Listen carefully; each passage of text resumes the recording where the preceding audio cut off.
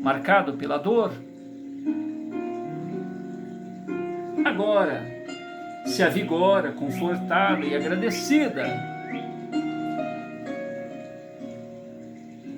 sensibilizadas, Diná, Felina e Crustácea, acompanham Giuseppe na prece de louvor e gratidão pelas dádivas recebidas. Neste momento grave em que os valores espirituais e o caráter pessoal de todos são exercitados, visando acordar as potências da alma de cada envolvido e o amadurecimento do ser imortal que são, estagiando no corpo perecível em que ainda estão. Bom,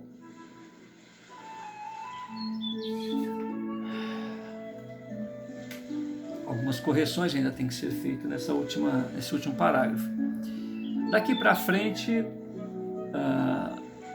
o romance volta lá para a reunião onde o primogênito, né, o irmão de Sarvin, está tentando organizar um novo ataque, né, uma nova represária aos rebeldes. Então o objetivo de hoje foi mostrar que cada um dos envolvidos, alguns estão se comprometendo, a semelhança de Sarvin, a semelhança dos oligarcas, né? Mantendo seus privilégios, judiando das outras pessoas para manter o seu status quo. E outros estão resgatando, estão sendo provados, estão sendo trabalhados pelas leis da vida, no sentido de ocuparem situações onde eles também se comprometeram, e para ter o outro lado, né, da vida, porque se você só experimenta a situação de um determinado tipo de privilégio, você machuca, ofende uma pessoa e acha que está tudo certo, e num outro momento, onde você, estando na situação daquelas pessoas, você passa a entender que as pessoas precisam ser respeitadas e que a gente tem que se colocar sempre na situação do outro antes de decidir o que fazer da vida.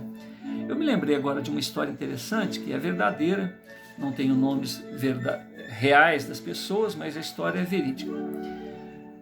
Em uma escola de pessoas bem aquinhoadas financeiramente, apareceu um rapaz que se dizia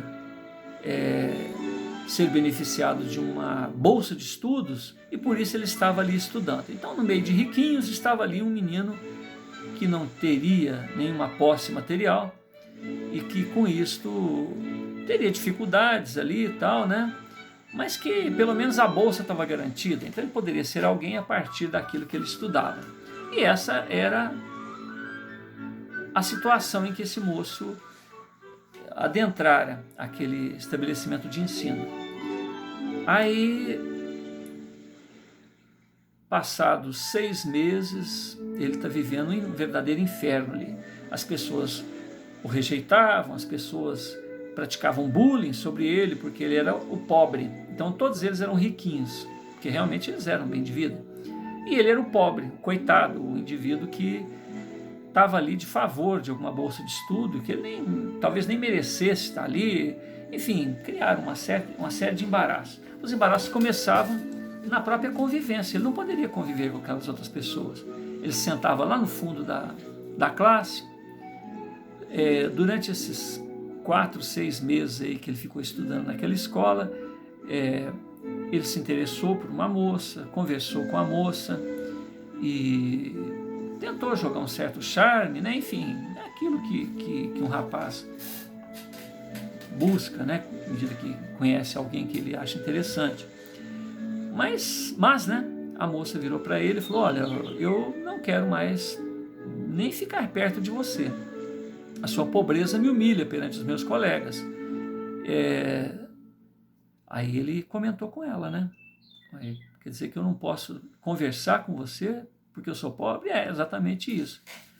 Então tá, né? E ele voltou lá para o canto dele, e essa situação foi permanecendo, até que num determinado momento aparece uma nova estudante. Então lá no meio do, como diz, a escola geralmente é por períodos, a cada 6 meses tem outro período, então quase no final daquele período, uma jovem muito rica, ela é transferida para aquela escola e cai na classe desse pessoal, na classe desse moço, né, que até então era o ovelha negra ali da turma, né, porque era pobre.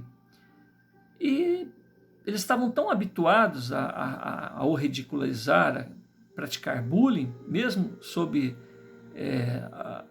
o alerta que a professora, que os responsáveis pela escola faziam em relação a ele, dizendo que nós não poderíamos fazer aquilo com ele, né? Aí, essa moça, vendo aquela situação, vendo que aquilo tudo era insuportável, se levanta na classe e fala um monte de verdades para todo mundo ali. Ela diz o seguinte: olha, eu sou rica, mas eu nunca fui rica. Eu fui rica, minha vida melhorou há pouco tempo, meu pai teve sorte, descobriu alguma coisa lá na cidade dele, ou começou um negócio lucrativo, ele enriqueceu de maneira muito, né, muito rápida, e ela pôde então ter acesso àquela escola, mas que ela estava envergonhada, porque ela sempre foi pobre, e ela estava ali devido a um momento de sorte, um momento de privilégio, de graça, né, da divina que a família dela teve, de ter melhorado, e que ela se sentia envergonhada, porque ela sempre foi pobre e ela agora era rica, mas por um momento do destino. Bom, e daí? Daí que o jovem ficou comovido com aquela interferência dela a seu favor, aguardou o momento do lanche, procurou ela, agradeceu sinceramente por aquela acolhida, né? E trocaram ideias.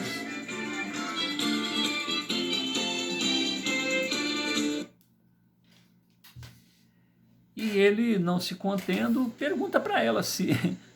Fala: desculpe o atrevimento, a gente conversou poucas vezes, mas eu estou tão desacostumado desse tipo de tratamento que eu não consigo resistir a isso. Você aceita sair comigo?